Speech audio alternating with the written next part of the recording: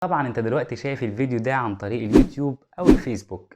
حلو، خليني اسألك سؤال واقول لك الفيديو ده ايه مصدره، يعني انت ايه اللي خلاك تشوفه، ايه اللي وصله عندك. ساعتها ممكن تفكر شوية كده وتقول لي ان اللي وصله عندك السلك والراوتر اللي موجودين عندك في البيت. اجابة حلوة واحييك عليها.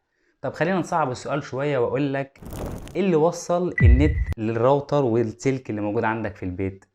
ممكن برضو تفكر وتقول لي ان شركات الاتصالات اللي انت متعاقد معاها هي اللي جايبه النت وجايبه الراوتر. حلو، برضو اجابه حلوه احييك عليها. طب لو انا صعبت السؤال اكتر وقلت لك مين اللي مدي النت لشركات الاتصالات اللي انت متعاقد معاها.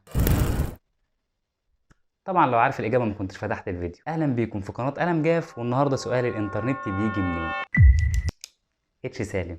خلينا متفقين ان الانترنت مش تبع امريكا ولا الصين ولا تبع اي دولة. مفيش دولة تقدر تقطعه عن دولة تانية. موضوع الانترنت اصلا من سنة 1950 ل 1960، في الاوقات دي كانت امريكا عايزة تربط بين جهازين، يعني تربط بين جهاز في مكان تبعت منه رسالة يوصل لجهاز تاني في مكان تاني خالص.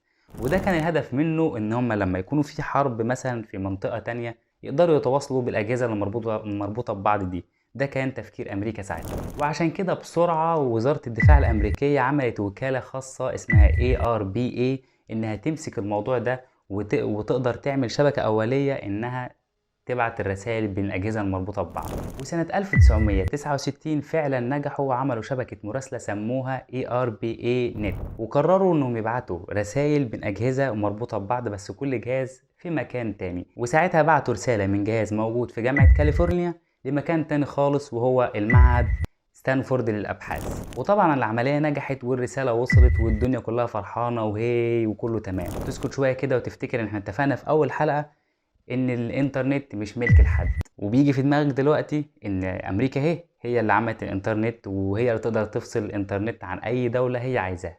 طبعا الكلام ده مش صحيح.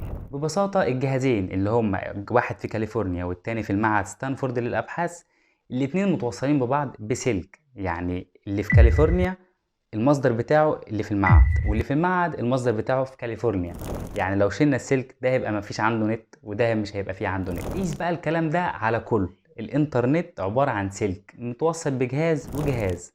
لو جهاز قطع يبقى التاني مش هيقدر يوصل له. هو ده الملخص، هو ده الزتونة. يعني مفيش دولة صاحبة الانترنت، بس تقدر تقول ان امريكا نشأ فيها الانترنت لكن مش صاحبته. الانترنت مش بيمشي في اتجاه واحد، الانترنت عبارة عن ارسال واستقبال. يعني الانترنت موجود عشان ربط الدول ببعض، بأسلاك بقى بكابلات بيربط بين الدول بكابلات او اقمار صناعية. كمية ضخمة من الكابلات موجودة بين الدول في الصحراء او حتى في المحيطات. المهم ان الدول دي بتتواصل ببعض بكابلات، الكابل بيدخل الدولة بتاخده بتتوصل بحاجة اسمها سيرفرات. السيرفر ده بيبقى فيه بروتوكول معين بحيث ان الاجهزة تفهم بعض. ومن السيرفرات بقى بتبدأ تتقسم على شركات الانترنت الكبيرة اللي موجودة في الدولة. كل شركة كده بتاخد كابل برضو ليها، بتعمل سيرفرات خاصة بالشركة، بيبقى موجود فيها برضو بروتوكول معين علشان الأجهزة تفهم بعض، اللي هي أجهزة البروتوكول بتاع الشركة وبتاع الدولة.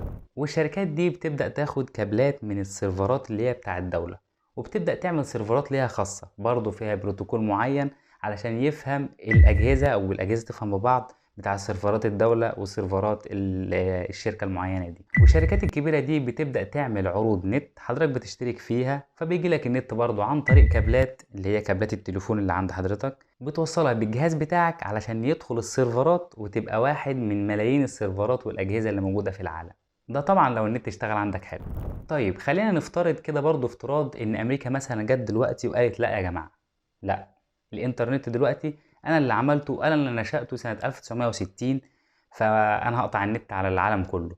وابتدت امريكا تشيل الكابلات اللي موصلة من امريكا للعالم كله. ايه اللي هيحصل؟ هل انا مثلا ساعتها لو بعت رسالة لحد مثلا موجود في السعودية او المغرب او الجزائر مش هتوصل؟ اكيد هتوصل، لان في كابلات لسه بين الدول دي مربوطة ببعض سواء عن طريق المحيط او عن طريق الصحراء. طب نفترض دلوقتي ان انا بعت رسالة مثلا في البرازيل مثلا، مش هتوصل؟